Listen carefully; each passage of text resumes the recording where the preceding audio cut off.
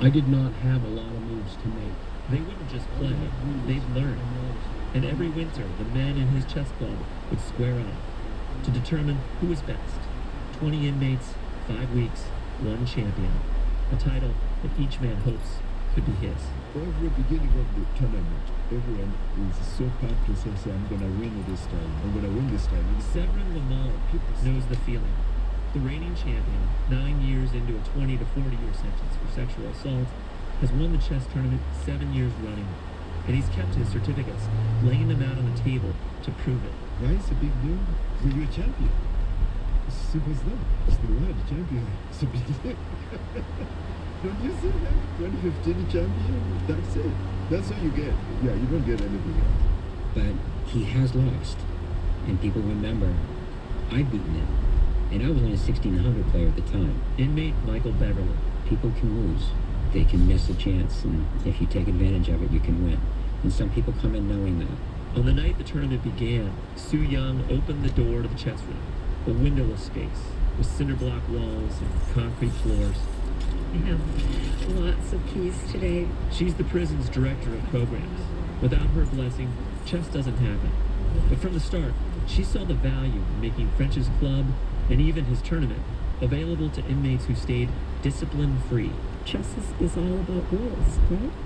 And that's one of the big things that they learn while they're involved in this, is how important it is to follow rules. Pieces can only move a certain way.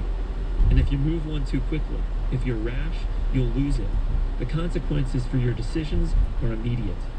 But if you think, focus, take your time, who knows? In chess, like life, anything can happen. So let's do it. The boards are all numbered. First board will be Ramallah, white against Lequay. Okay. Pierce is board 2 against Lee. French called out the pairings for round 1, with the room abuzz, the men anxious. Keep it down until I'm done. The inmates, dressed in green uniforms, took their seats, one across from the other. In a few weeks, one of them will be crowned the winner. They'll get that certificate. But even they know it doesn't really matter who prevails. It's a privilege, they say, just to be in the room, staring at a board in silence, thinking. For NPR News, I'm Keith O'Brien in Berlin, New Hampshire.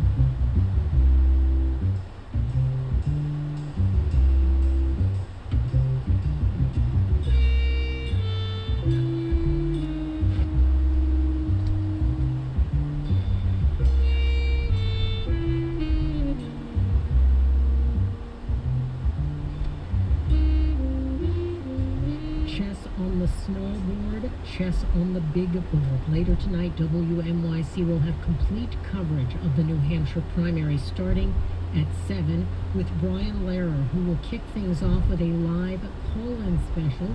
You can participate. Then we will go directly to New Hampshire at 8 for results, analysis, and of course, the candidate speeches from New Hampshire Public Radio. That's all here on WNYC and WNYC.org. Right now, you can stay tuned for more All Things Considered. We do have a winter weather advisory in effect beginning right now at 6 o'clock, and it will remain in effect until noon tomorrow. A total of 3 to 5 inches of snow expected, accompanied by below freezing temperatures. Parts of the city also under a coastal flood advisory tonight, 10 o'clock to 1 o'clock in the morning. Currently 36 degrees at 6 o'clock. Support for NPR comes from WNYC members and from Chevrolet with the all-new 2016 Chevrolet Malibu for connecting the heart and the eyes through styling, body lines, and stance to create an all-encompassing midsize car. Learn more at Chevy.com. The National Education Association. NEA is committed to creating opportunity for all students, regardless of background or zip code, to experience the transformative power of a great education at nea.org/greatpublicschools. And the Siebel Energy Institute, supporting scientific research to increase the safety, reliability, security, and lower the environmental impact of energy production, delivery, and consumption. More at SiebelEnergyInstitute.org. This is WNYC, FM, HD, and AM, New York. Just keep listening.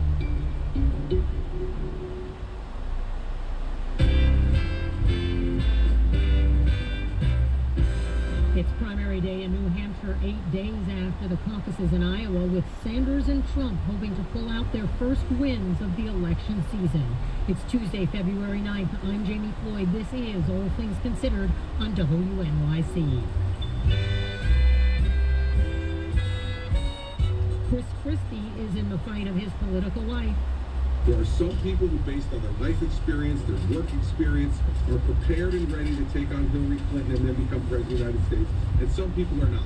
It's make or break time in New Hampshire. Plus, President Obama sent his final annual budget proposal to the Hill, seeking more than $4 trillion from a hostile Republican Congress. And the case against NYPD officer Peter Leung in the hands of a jury. We've got the latest from the courtroom after news headlines.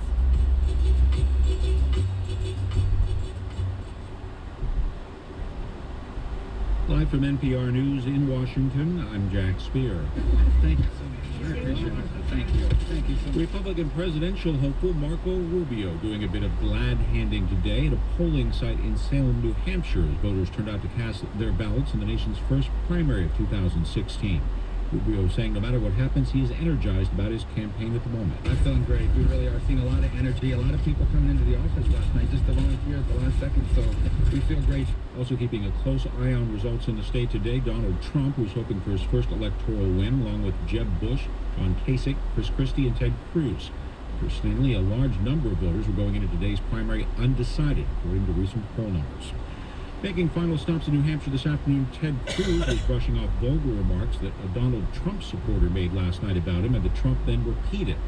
NPR's Jessica Taylor has that story. Ted Cruz was optimistic as he arrived at the iconic Red Arrow Diner in downtown Manchester this afternoon. He told reporters waiting outside that the crude language directed at him from last night's Donald Trump rally didn't bother him. My focus is going to be on record. Listen, there is a reason Donald Trump engages in profane insults, because he can't defend his own record. Expectations aren't as high for Cruz here in the Granite State as they were last week in Iowa, but he's been making a play for libertarian-leaning former Rand Paul supporters in the closing days and could still finish surprisingly strong. Jessica Taylor, NPR News, Manchester, New Hampshire. The leader of U.S. intelligence efforts says Iran remains the top state sponsor of terrorism. NPR's Mary Louise Kelly reports James Clapper testified on Capitol Hill today, delivering an annual assessment of the top dangers facing the U.S. Intelligence Director Clapper told senators that Iran exerts influence in crises across the Middle East, from Yemen to Iraq to Syria, and that Iran's security services are keen to demonstrate their ambitions have not been altered by last year's nuclear deal. U.S. spy agencies believe that Iran is so far adhering to that deal, and that it has extended the amount of time Iran would need to produce fissile material for a nuclear weapon from a few months to about a year. But Clapper added that Iran's supreme leader Khamenei continues to view the U.S. as a major threat and, quote, "We assess that his views will not change." Mary Louise Kelly, NPR News, Washington. The post office had a better than expected holiday shipping season, which helped to boost profits. USPS is reporting a profit of more than $300 million during the October through December quarter. That's compared to a $750 million loss for the previous year. Much of the increase in profits due to a 16% rise in package volume. Stocks closed lower, though the market was well off its earlier session lows. The Dow closing down 12 points today at 16,014. The Nasdaq was down 14 points. The S&P 500 closed down a point today. We're listening to NPR. And this is WNYC in New York. I'm Jamie Floyd. Jurors are deliberating the case of a rookie New York City police officer charged with the shooting and killing of an unarmed man. Prosecutors say the 28-year-old officer acted recklessly when his gun fired in a darkened stairwell of a Brooklyn public housing complex in 2014, killing Akai Gurley. Peter Leung's lawyer, Robert Brown, says the gun went off accidentally after he was startled on patrol. Is it that outrageous to say that an officer who's doing vertical patrol has to be concerned of an ambush? No, it's not. Leung faces a litany of charges, including manslaughter, assault, and criminally negligent homicide. If convicted of the top charge, he faces up to 15 years in prison. Jurors resume deliberations tomorrow morning. We will have a full report right after news headlines on All Things Considered. The National Weather Service has issued a winter weather advisory from 6 p.m. tonight until noon tomorrow. A total of 3 to 5 inches of snow expected, accompanied by below freezing temperatures. And there was flooding in the Rockaways for a second day today. Parts of the city under a coastal flood advisory tonight beginning at 10 p.m. Residents have been sharing pictures of their deluged neighborhoods on social media. John Corey, co-president of the Friends of Rockaway Beach, says flooding has long been a problem in the area, but it's gotten worse since Sandy. We know this is happening. We had Irene, we had Sandy within 2 years. 100-year and a 400-year storm within back-to-back. Obviously, something's going on. We need to prepare. Corey says additional protective measures are still needed in the Rockaways. A spokesperson for the mayor says the city has added sand and dunes to the beaches, as well as upgraded bulkheads on Beach Channel Drive. Tonight, snow will be heavy at times, lows in the lower 30s. Tomorrow, Wednesday, we expect more snow, but warmer temperatures with a high near 38 degrees. Looking ahead to Thursday, snow again, with highs right around the freezing mark. And Friday, we can expect clear and sunny skies with a high near 30. Currently, it is 35 degrees and overcast in Central Park at 6:06. Support for NPR comes from Avalara, tax automation for businesses of all sizes. Avalara works to simplify sales tax and other business taxes with real-time rates and automatic filing at avalara.com, AVALARA.com. It's All Things Considered from NPR News. I'm Kelly McEvers in Culver City, California. And I'm Ari Shapiro in Washington. Voters in New Hampshire started casting ballots at midnight, and soon we'll learn which presidential candidates they've chosen. We're going to check in now on a couple of the Republicans. Donald Trump has been dominating the field in New Hampshire for months, while Marco Rubio has tried to consolidate support from mainstream Republicans after his strong finish last week in Iowa. NPR's Sarah McCammon and Asma Khalid are both in Manchester, New Hampshire. Sarah's been following the Trump campaign, and Asma's been following the Rubio campaign. Welcome to both of you. Hello, happy to be here. Sarah, we saw what happened in Iowa to Donald Trump, where he came in second despite the polls. Is he acting like a man who has nothing to worry about tonight? Well, arguably he has less to worry about. He does have a bigger lead in the polls, although, as he mentioned last time, the polls were wrong and he did not win in Iowa. But the campaign seems very confident that they're going to win tonight. I spoke with Trump's state director here in New Hampshire today, and he said, they're confident, but they were kind of trying to downplay the margin by which they think he'll win. He said a win is a win. And they're really working hard to get out the vote. They've got hundreds of volunteers, phone banking even today. Ivanka Trump, Donald Trump's daughter, was at the state headquarters today thanking those volunteers for their hard work. And I did ask the state director for the campaign who the biggest competition is for Trump, and they say that's something that will be sorted out by how things go tonight in New Hampshire. Well, speaking of the competition, Asma, you have been with Marco Rubio today. How does he look like he's feeling? Well, all right, Rubio has run this campaign of optimism throughout the election season so far. And, today he was trying to stay positive as well. He stopped by a few different polling stations, and I was with him at one. It was really crowded. There were supporters who were chanting his name. And he talked strategy. He was asked about his game plan. And one reporter asked him, was his strategy essentially a 3-2-1, meaning essentially a third place in Iowa, a second place finish in New Hampshire, and then aiming for a first place finish in South Carolina. He insisted, no, that's never been his strategy, and he wants to win as many delegates as possible. But one thing I want to throw in is that, he has been consistently trying to somewhat lowball expectations.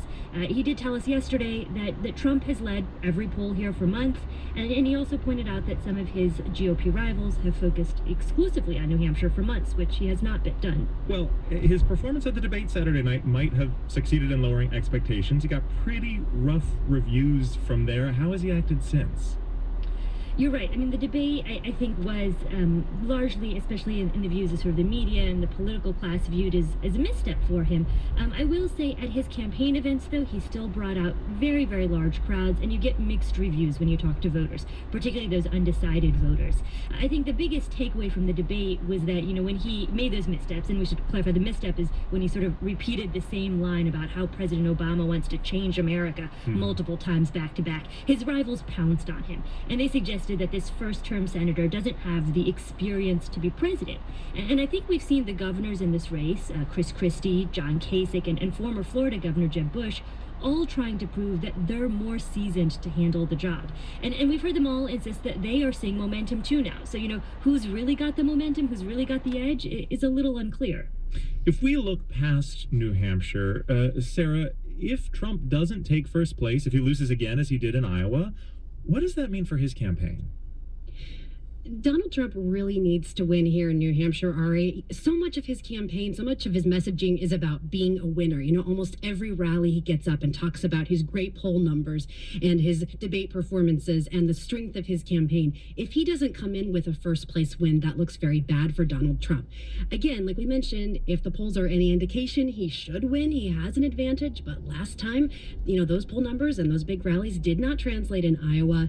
And, New Hampshire is the kind of state that typically picks more establishment candidates, so Donald Trump would be a departure from that. Of course, his campaign has been a departure from convention in so many ways, but his campaign says if he wins here tonight in New Hampshire, that will seal him as the Republican frontrunner. Well, we're going to continue with updates from New Hampshire all night, including we'll check in on the Democratic race elsewhere in the program. That's NPR's Sarah McCammon and NPR's Asma Khalid, both joining us from Manchester. Thanks to you both, and talk to you soon. You're welcome. And now to Syria. Thousands, maybe tens of thousands of people are trying to escape the Syrian city of Aleppo and go to the border with Turkey. Forces loyal to Syria's government are advancing, and people are running from the fighting. Aid groups say the border crossing to Turkey has been closed to all but people with severe medical emergencies. Earlier, I talked to an aid worker with the group Mercy Corps in the Syrian town of Azaz, not far from the border. His name is Mohammed. He asked us not to say his last name for his safety. He says most people are massing in camps inside Syria at the border, and the conditions are bad. Today there was a death for a girl because of the winter, because of the cold. And they don't have enough blankets, they don't have shelter. Because of the rain, there are a lot of mud around the tent. They don't have shelter, he says, beyond tents, tarps, and blankets in this cold and muddy part of Syria. Aid groups like Mercy Corps are trying to help, Mohammed says, but there are simply too many people. Me, as one of Mercy Corps staff, support them. We give them blankets, we supply them with water every day, but that's not enough. Mohammed says civilians are fleeing not just Syrian government troops, but also pro-government militias, ISIS, and Russian airstrikes. What do we do? Because three directions. We have ISIS, we have the region and Russian plans. We have nowhere to move to. He says if Aleppo falls to Syrian government forces, and if those forces continue on to the border, the situation for civilians will be much, much worse. If the army takes Aleppo and continue moving towards the Turkish border, it's a great problem. There will be a great number of dying people, I think. There will be a great number of dying people, he says. Today, the foreign minister of Turkey warned that if Russia and the Syrian government continue their current military offensive in Aleppo, as many as 1 million Syrians could be forced to flee. The foreign minister also said Turkey has recently let 10,000 Syrians cross into Turkey, but it's unclear exactly when or under what circumstances. NPR's Peter Kenyon is reporting on this from Istanbul, and I asked him about that 10,000 number. First, it's not clear yet that there's any new policy on the border with regard to this wave. Pressure certainly is mounting. The Turkish foreign minister is saying there's a controlled entry of Syrians. This could just be still the same medical emergencies that they have been letting in for days now. And so we'll just have to see what people on the ground say as this develops. And 10,000, of course, is just a fraction of the people who are reportedly trapped along the border. I mean, does this mean Turkey is committed to opening up more, letting in more than just these emergency cases it's been allowing so far? It's always said it would if it was absolutely necessary, but their first preference is still to provide whatever care they can on the other side of the border first. 10,000 would be about 20% of those piling up in this latest wave, and we really should note that these figures are all estimates. They're changing all the time, right. So the exact numbers are probably not that reliable. And there were tens of thousands of Syrians on their side of the border even before this. Right. You know, some are starting to wonder if this is even becoming a kind of de facto safe zone, which, as you know, the U.S. has never really supported. And when we talk about numbers, I mean, one of the predictions right now is that 1 million more displaced Syrians could be on the move. Well, that was alarming and possibly intended to be so. It's not clear where that figure comes from. Others are talking about figures in the hundreds of thousands, but that's a pretty bad worst-case scenario in and of itself. And the point is, this could still get a lot worse.